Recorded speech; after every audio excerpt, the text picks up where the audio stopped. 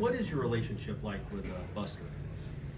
You know, there was a period of time when I was away from here, obviously for 20 plus years, and I was actually at East Carolina and Auburn, I think in the time period, timing-wise. What was his last year here? Yeah, so I was at East Carolina right in the thick of it, coaching Manus. So I was watching from afar, and you knew the capabilities that he had, and I actually recruited him a little bit at East Carolina, out of South Georgia. That didn't get real far, but you could see that this guy could play any position on the field. You know, he could play shortstop. He wasn't the fastest guy on the field, but he was quick and agile.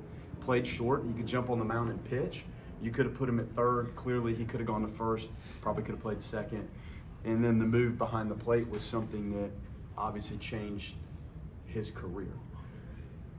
His representation of everything that is good in the game, on the field, off the field, with his family, with the community, with the global baseball world is as good as it gets.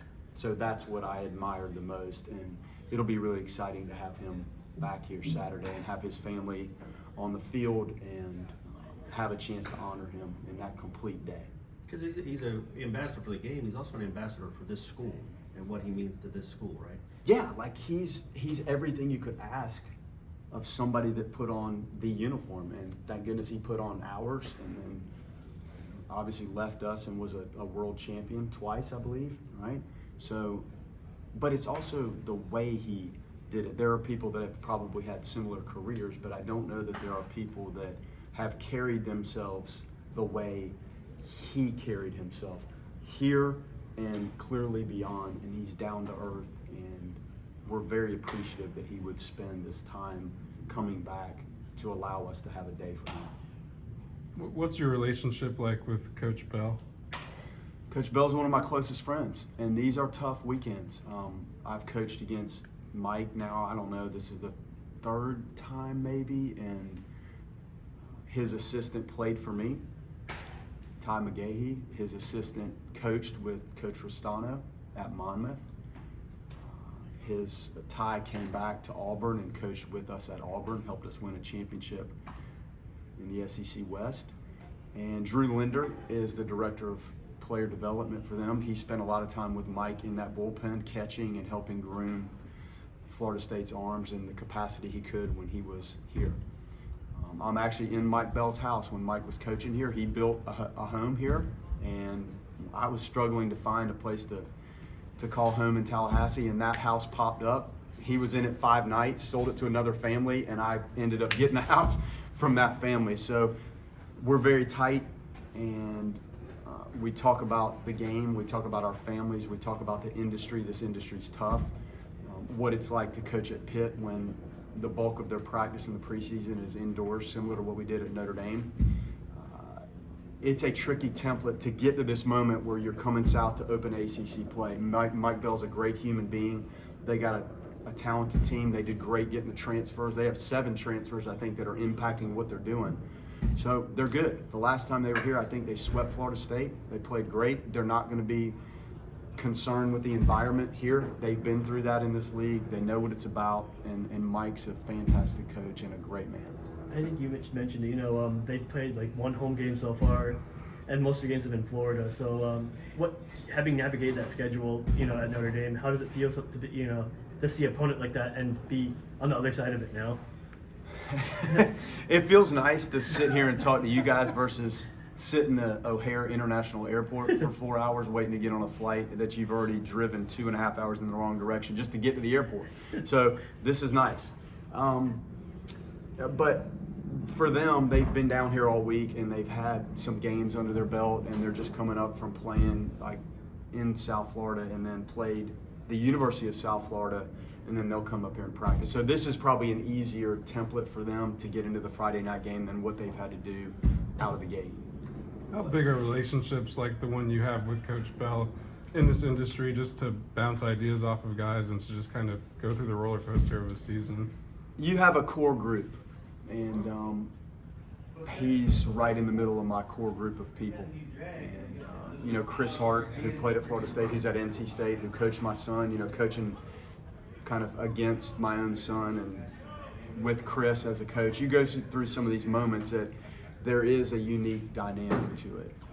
And Mike is a guy that we talk about how to manage teams, how to try to take care of facilities and what we need to do to try to keep up the rules of the game, the pitch clock. Do you want a fourth umpire? What are the thoughts on replay? What should we do with the travel roster? What should we do with the scheduling? When it's COVID, should we play all ACC games or should we go beyond? You have your network of coaches that are you're closest with that you talk about all of these things. Then you talk about your own families, like what my son was going through as a player. Mike coached against my son at NC State. And our daughters, I have a daughter at Alabama. He's got a daughter that's a senior in high school that's navigating the last stretch run of where to go to college, and his son's a 9th grader who's playing baseball. So there's just so many common factors in our relationship that make it very special to me, and he's a sounding board, not only in baseball, but in life.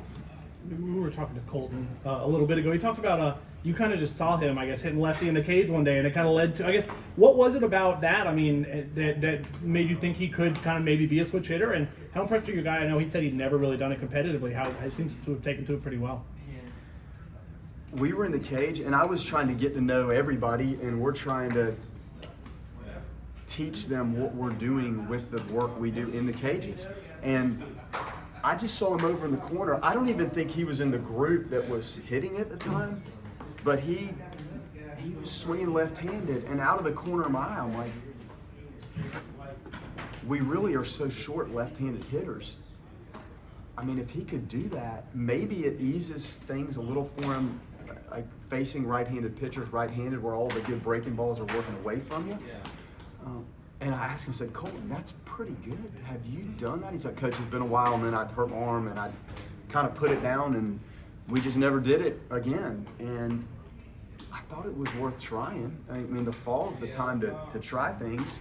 And initially, like the transition from the cage into the game setting was a little tricky for him, I think, understandably. He hadn't done it in a long time. But the at-bats were still competitive. When he started shooting some balls this way, and then every once in a while, like you've seen, he'd kind of turn on one and surprise you with some pull side pop. And he's had some huge hits. And it does, from a lineup perspective, he and Nander both, if we didn't have them switch hitting, we would have one left-handed bat in the lineup, which is not how you draw it up. And they've functioned. And Colton, what he's done behind the plate has been awesome. Like just pitch by pitch, blocking and receiving, and having to do it over and over with a lot of rest, minimal rest. He's been great. Colton told us he's never done it in a game until here. Like not in Little League, not in middle school, high school. What is that? To not do it for the first 15 years or 16 years of your baseball life, and then to do what he's doing now. He's fresh at it. I don't know. That's right. I don't know. It looked good to me in the cage, and I know the offensive side hadn't been something that was clicking for him. Do you think that helped too? Maybe you want to try something different when he had the season he had last year, like 100%. almost kind of nothing to lose here. At this Yeah, point. let's go. Let's give it a shot. And when you have right-hand hitters around you, if you're one of the few lefties, at least the pitcher is looking at something different, and maybe you get some more mistakes to hit. I don't know, but maybe I didn't dive deep enough into that he had. But what I saw looked just fine, and I thought it was worth trying. And again, in the fall, like this isn't something I would have just drawn up yesterday, and this had happened in the cage yesterday. But when it happens in August or September, you have some time to play around and let them try it, and clearly it's been okay. To clarify, he said he had practiced a lot. He had just never ever done it in a game before, not in any time of us. But he had practiced even here against 87 sliders and stuff in the cage. Yeah. Well, he's done it now in the game. Yeah, he's done pretty well. Is the same rotation, same order this weekend? We're gonna go Bowmeister, Crowell, and Montgomery.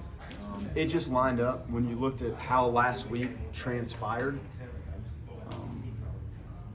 Wyatt was extended a good bit, and he wasn't going to be able to throw Tuesday, and it didn't look like Friday was super realistic, but the way it had gone, it made sense to let him start. And I was so impressed with Jamie Arnold out of the bullpen. Like the velocity climbed up, and Jamie loves the ball, and he wants the ball. He doesn't care when. He bounces back well. We got to have Army better. Oxford's got to continue to click.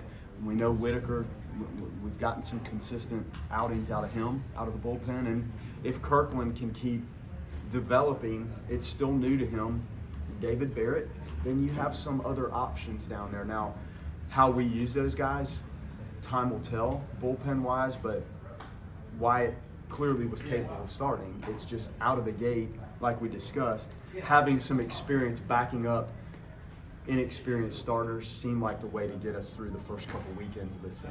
These first 12 games for you and Chuck, how much of it has just been kind of over preparing and seeing what guys can do in different roles and knowing where guys are comfortable and where they're not? There is some of that. As much as we try to practice and prepare, when you get into game settings, dealing with the ups and downs of even the pitch-by-pitch performances, and giving up a 2-strike hit, and how can you rebound? Can you work your way out of a jam? We haven't played great defense, but can we continue to contain and manage? Rarely are you going to play perfect baseball games. There is going to be base running traffic to deal with. Some of it self-induced, some of it maybe from a defensive miscue that you have to become your own relief pitcher from time to time. So as the starters settle and keep growing into those roles, that'll help shorten things for the bullpen. And if we can increase the data we have on who faces lefties and does a good job, like Army and Oxford and Arnold, maybe that's a good group to face some lefties. Maybe some of those guys, as the numbers build, show you that they're just as good against righties. So then you start to build that data and you learn new things once you have competitive in-game metrics to look at. So that's where we are right now. Going back and watching Carson's outing on Sunday, just I guess what did you see that FGC was able to take advantage of?